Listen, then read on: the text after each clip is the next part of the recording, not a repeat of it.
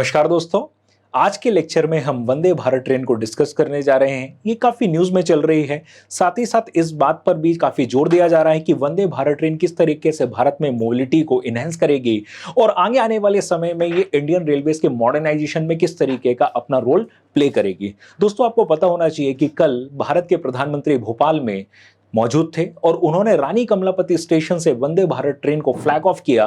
यहां पर एक चर्चा शुरू हो गई कि क्या वंदे भारत ट्रेन का एक्सपेंशन पूरे भारत में होना चाहिए। साथ ही साथ जो वंदे भारत ट्रेन है जिसे अभी सेमी स्पीड या semi high speed railway infrastructure के अंतर्गत डाला गया है, क्या भविष्य में जाकर इसकी स्पीड बढ़ाई जा सकेगी और क्या भविष्य में इंडियन रेलवे ट्रैक्स को हम इस तरीके से अपग्रेड कर पाएंगे कि हमारे ट्रैक्स में 160 किलोमीटर पर आवर से ऊंची स्पीड वाली ट्रेन्स को भी रन किया जा सके।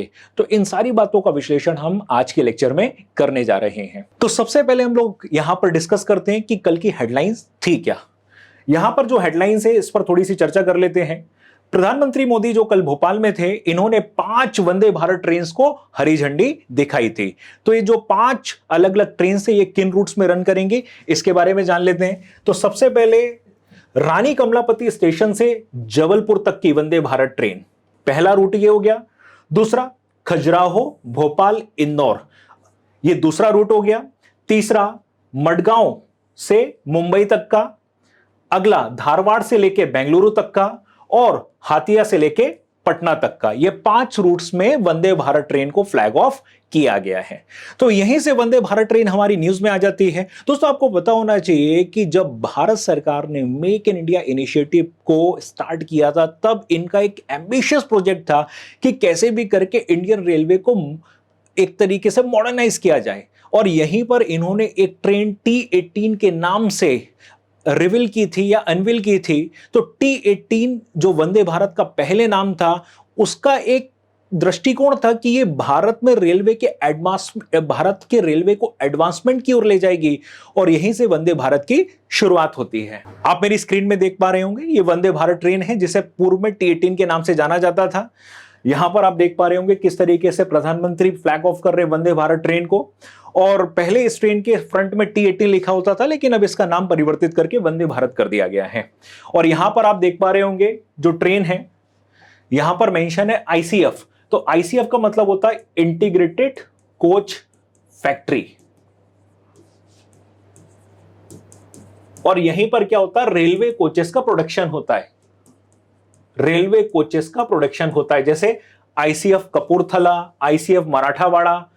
तो इनके जो ICF के यूनिट्स हैं वो कपूरथला में पंजाब के, इसी तरीके से मराठावाड़ा में, इसी तरीके से चेन्नई में इनकी अलग अलग फैक्ट्रीज लगी हुई हैं जहां पर ये जो कोचेस हैं ये प्रोड्यूस हो रहे हैं। हाँ दोस्तों, ये यहां पर एक बात जानने वाली ये है कि ये जो ट्रेन है बेसिकली इसमें कोई इंडिविजुअल इंजन अटैच नहीं है।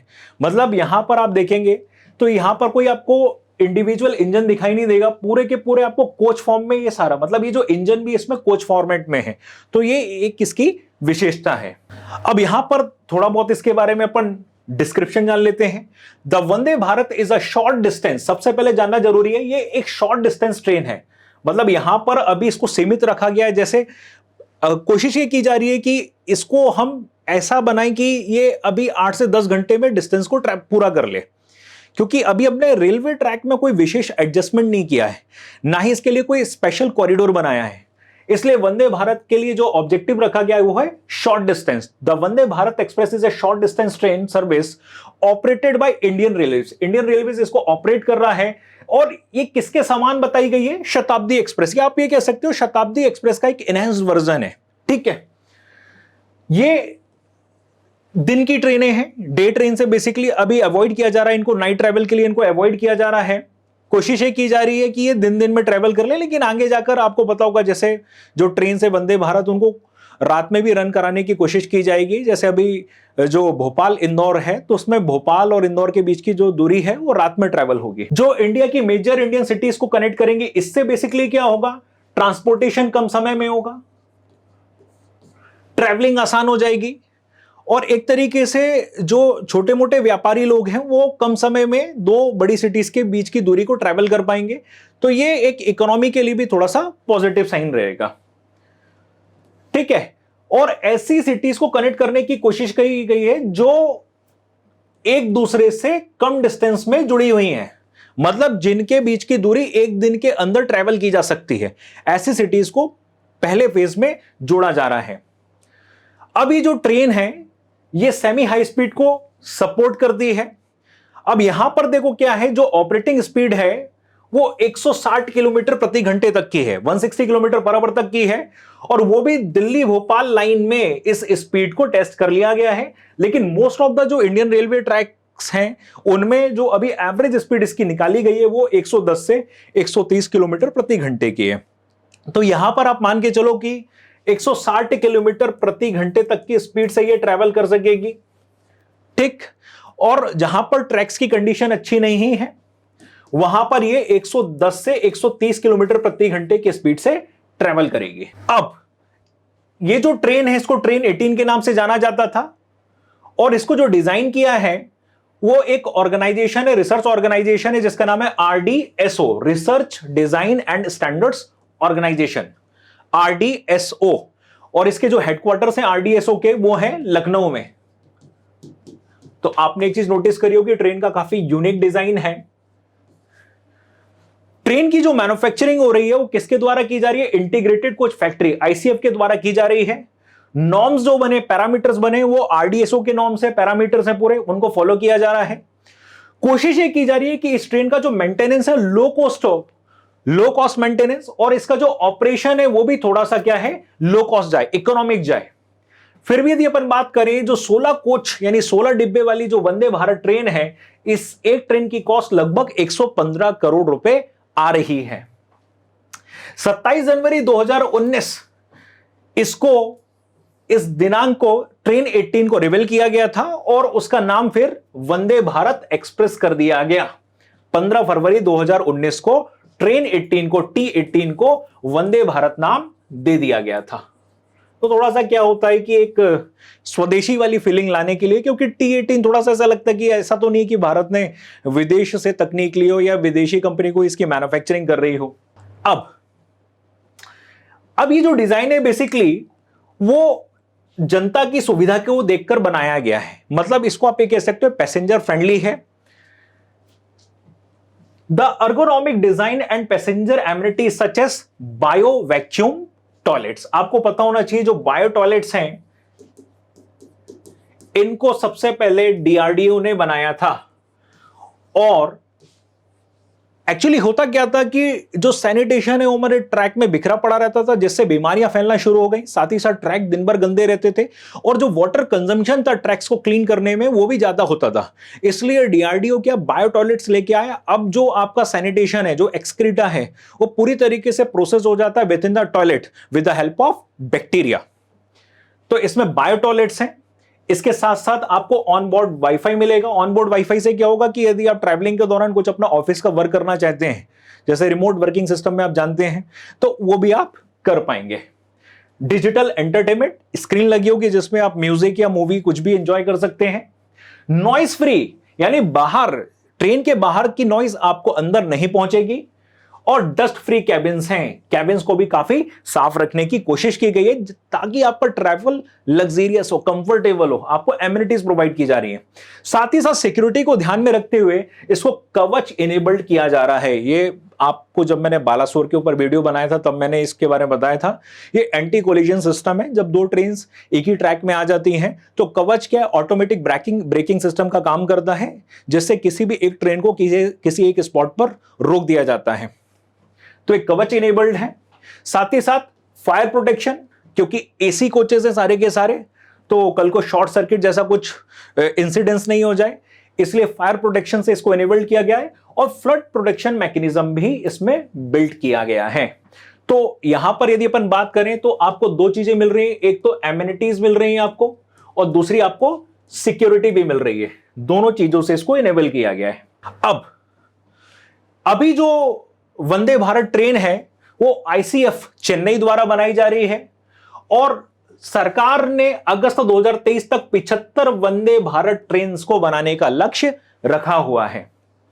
एक रिपोर्ट कह रही है कि जब हमारे देश में 400 वंदे भारत ट्रेन रन करेंगी तब ये रेलवे के लिए अप्रॉक्स 40,000 करोड़ का रेवेन्यू जनरेट करके देंगी और इससे 15,000 डायरेक्ट और इनडायरेक्ट जॉब्स भी जनरेट होंगी। तो ये जो पॉइंट है ये कहीं ना कहीं इकोनॉमिक कंट्रीब्यूशन को बता रहा है कि वंदे भारत किस तरीके से इकोनॉमिक कंट्रीब्यूशन करेगा। अब आगे की दिशा क्या है? देखिए, आईसीएफ जो फैक्ट्रीज लगाता है उसकी अपनी कैपेसिटी होती है और जब हमको रेलवे में एडवांसमेंट करना है तो यहां पर हमको क्या करना पड़ेगा, ये जो कोचेस है इनका प्रोडक्शन बढ़ाना होगा। इसके लिए इंडियन रेलवे ने एक रशियन फर्म को ठेका दिया हुआ है और इसमें आपको कंफ्यूज नहीं हो रहा है कि ये ट्रेन रशिया में जाके बनेगी, ये आईसीएफ की मराठावाड़ा फैक्ट्री में बनेगी, यानी इनका प्रोडक्शन इंडिया में ही होगा। That's why make in India initiative के तहत हमने रशियन फर्म को इसका ठेका दिया है। तो यहां पर हेडलाइंस क्या है? India to sign $6.5 billion deal with Russian firm for 120 Vande Bharat express, यानी 120 वंदे भारत ट्रेन मैन्युफैक्चर करने का काम एक रशियन कंपनी करेगी और इसका नाम है ट्रांसमैश होल्डिंग, TMH ये कंपनी का नाम है। एक्चुअली क्या था कि इसके लिए बिडिंग रखी थी इंडियन रेलवेज ने, बहुत सारी कंपनीज ने अप्लाई किया था और उसमें क्या था, 3 चीजें, ट्रेन का प्रोडक्शन भी करना है, प्रोडक्शन के बाद सप्लाई करनी है और इनका मेंटेनेंस भी करना है। ठीक है, अब इसके बाद हुआ क्या, 1 जून को ये पूरी की पूरी बिडिंग प्रोसेस रखी गई थी। अब इस बिडिंग को किसने जीता? TMH कंपनी ने जीता और इंडियन रेलवे एक $1.8 बिलियन पे करेगा इस कंपनी को for the production of Vande Bharat train. ठीक है, साथ ही साथ $2.5 बिलियन और दिया जाएगा 35 सालों के मेंटेनेंस के लिए, मतलब ये कंपनी प्रोडक्शन के साथ इसका मेंटेनेंस भी देखेगी। इसलिए ये जो ओवरऑल कॉन्ट्रैक्ट है ये $6.5 बिलियन का है। अब ये जो बिडिंग प्रोसेस हुई थी इसमें इंडियन कंपनीज ने भी पार्टिसिपेट किया था और दूसरी भी कंपनीज थी, जैसे एक इंडियन कंपनी का नाम है RVNL, इसने भी पार्टिसिपेट किया था।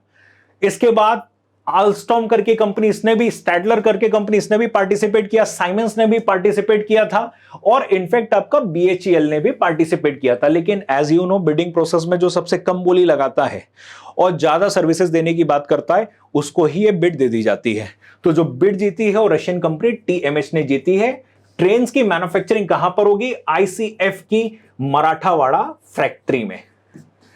ठीक है, अब इसमें 120 वंदे भारत ट्रेन की प्रोडक्शन करने के बाद, ठीक है, मराठावाड़ा रेल कोच फैक्ट्री में इनकी प्रोडक्शन होने वाली है और डिलीवरी कब से कब के बीच करनी है? 2026 से 2030 के बीच में। तो एक टाइमलाइन भी डिसाइड है, लगभग 2026 से 30 के बीच में 120 वंदे भारत ट्रेन का प्रोडक्शन होने वाला है। ठीक, अब ये जो सेमी हाई स्पीड ट्रेन हैं इनका जो डेवलपमेंट है वो ICF चेन्नई में स्टार्ट हो चुका है और सबसे पहली जो ट्रेन चलाई गई थी वो नई दिल्ली से वाराणसी के बीच में चलाई गई थी। वंदे भारत ट्रेन टोटल कितनी होंगी? गवर्नमेंट का एस्टिमेशन है कि अभी गवर्नमेंट कहती है लगभग 400 वंदे भारत ट्रेन हमको दौड़ानी है अलग अलग रूट्स में। ठीक है, और किन सिटीज के बीच में दौड़ानी है? जो बेसिकली एक दिन से कम समय जहां पर लगता है पहुंचने में, ट्रैवल करने में। ठीक है, यदि हम इसकी टेक्नोलॉजी की बात करें तो टेक्नोलॉजी भी अपग्रेड होती चली जाएगी समय के साथ। इनकी मैन्युफैक्चरिंग इंडिया में हो रही है मेक इन इंडिया प्रोग्राम के अंतर्गत, तो इसका फायदा भी मिलने वाला है। और यदि अपन बात करें तो मिनिस्ट्री ऑफ रेलवेज इससे एक नया इकोनॉमिक मॉडल भी जनरेट करने जा रहा है। लगभग 40,000 करोड़ रुपए का रेवेन्यू हमको जनरेट मिलेगा। अब एक रिपोर्ट है, ये जो फिस्कल ईयर 2023-24 है, इसमें लगभग यदि अपन बात करें तो 67 ट्रेन के प्रोडक्शन की बात कही गई है और 1072 कोचेस बनाए जाएंगे। तो इस साल का जो टारगेट है वो थोड़ा सा हमने बढ़ाया है। 67 ट्रेन को मैन्युफैक्चर करना है हमको इस साल, लगभग 1072 कोचेस को हमको मैन्युफैक्चर करके देना है।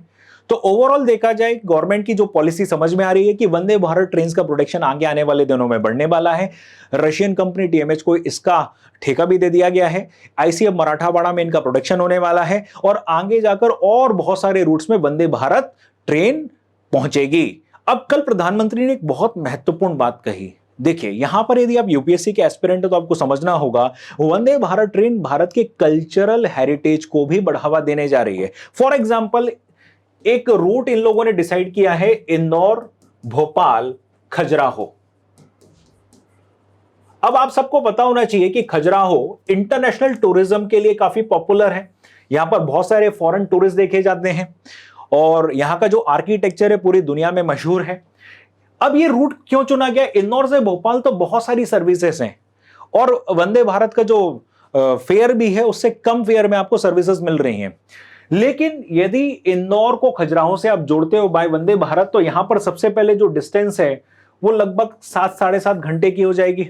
दूसरा, इंदौर का जो टूरिज्म है ये कहां पर पहुंचेगा? खजुराहो पहुंचेगा, जिससे यहां पर भी डेवलपमेंट के नए एस्पेक्ट्स खुलेंगे और दो अलग अलग कल्चर्स भी एक दूसरे से कनेक्ट होंगे। तो यहां पर ध्यान देने वाली बात यह है कि कल को भविष्य में यदि हमको टूरिज्म को बढ़ावा देना है, अब ये टूरिज्म आपका कल्चरल टूरिज्म हो सकता है, दूसरा रिलीजियस टूरिज्म हो सकता है, और दो सिटीज को आपस में कनेक्ट करना जिनकी इकोनॉमिक कनेक्टिविटी अभी लेस है, ये तीन काम आप वंदे भारत के माध्यम से कर सकते हो। तो आगे आने वाले दिनों में आपको और वंदे भारत ट्रेनें इंडियन रेलवेज की तरफ से विकसित हुई मिलेंगी। Thank you.